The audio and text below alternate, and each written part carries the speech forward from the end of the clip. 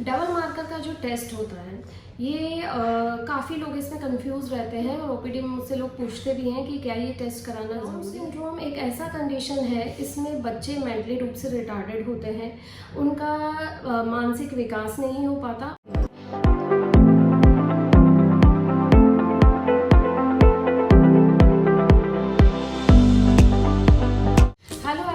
आज हम बात करेंगे कि डबल मार्कर का टेस्ट या एंटी का टेस्ट कराना कितना ज़रूरी है। डबल मार्कर का जो टेस्ट होता है ये काफ़ी लोग इसमें कंफ्यूज रहते हैं और ओपीडी में मुझसे लोग पूछते भी हैं कि क्या ये टेस्ट कराना ज़रूरी है।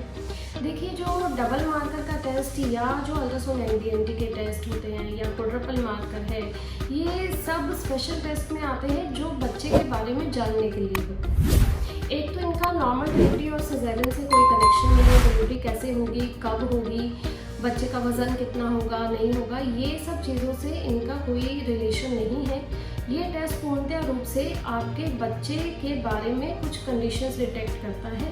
तो ये टेस्ट डिपेंड करता है बच्चे के बारे में किस हद तक जानना चाहते हैं। अगर आपको भी उत्सुकता है, अगर आप जानना चाहते हैं अपने बच्चे के बारे में, तो आपको ये टेस्ट कराना चाहिए। जैसे कि इस टेस्ट में हम मेनली डाउन सिंड्रोम को जानने के लिए कराते हैं कि कहीं हमारे बच्चे को डाउन सिंड्रोम की प्रॉब्लम तो नहीं है।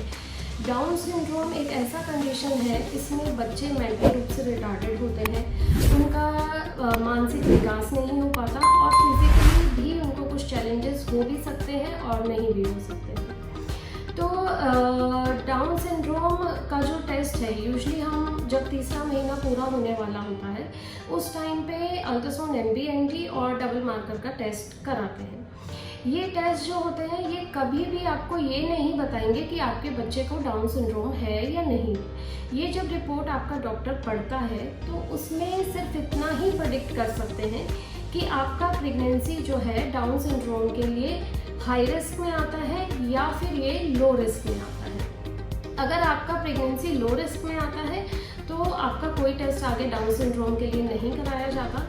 अगर ये हाई रिस्क आता है तो फिर डाउन सिंड्रोम के लिए एक स्पेशल टेस्ट होता है। चूँकि वो महंगा होता है, उसके कुछ रिस्क भी रहते हैं, इसलिए वो सबका नहीं करा सकते। जो पेशेंट हाई रिस्क में आते हैं उन्हीं के लिए फर्दर वो टेस्ट होते हैं, जैसे कि NIPS है, एमनियोसेंटेसिस है, जिससे कि ये कंफर्म पता चलता है कि आपके बच्चे को डाउन सिंड्रोम है या नहीं। तीसरा चीज़ कि अगर बच्चे को डाउन सिंड्रोम निकलता है तो उस चीज़ का कोई ऐसा ट्रीटमेंट नहीं होता है कि गर्भावस्था में हम आपको कोई मेडिसिन देके वो ठीक कर दे, ऐसा नहीं है। अगर डाउन सिंड्रोम बच्चे को निकलता है तो उस कंडीशन में ये कपल के पास राइट रहता है कि वो प्रेगनेंसी कंटिन्यू कर सकता है या वो अबॉर्ट करा सकता है। वो अबॉर्ट करा के फिर से एक नया प्रेगनेंसी प्लान कर सकते हैं, जिसमें कि एक्सपेक्ट करते हैं हम कि उनको हेल्दी बेबी मिले।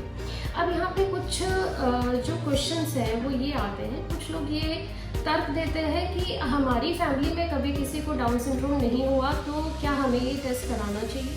जी बिल्कुल कराना चाहिए। ऐसा नहीं है कि ये फैमिलीज़ में रन करता है या ये कोई आनुवंशिक प्रॉब्लम है। डाउन सिंड्रोम रैंडमली भी किसी भी बच्चे को हो सकता है और इसका जो रिस्क होता है वो काफ़ी कम रहता है। इवन जो हाई रिस्क आता है, मतलब कई बार तो हाई रिस्क रिपोर्ट आता है और कपल पेशेंट वहीं पे रोना शुरू कर देते हैं, तो आप बिल्कुल ऐसा ना करें।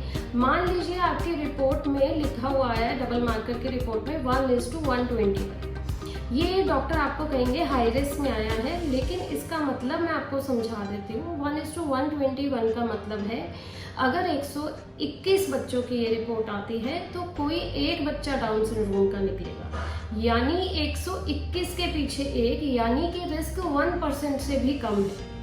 समझे, रिस्क 1% से भी कम है, लेकिन उस 1% को कंफर्म करने के लिए हमें आगे टेस्ट करना है। तो अगर आपका हाई रिस्क में आता है तो भी आप घबराएं नहीं, आगे जो फर्दर टेस्टिंग होती है वो करो। आई होप मैंने आपकी डबल मार्कर को लेके कुछ क्वेरी सॉल्व करी होगी। फिर भी अगर आप कुछ पूछना चाहें तो नीचे लिख के कमेंट सेक्शन में पूछ सकते हैं, हम रखें आपका।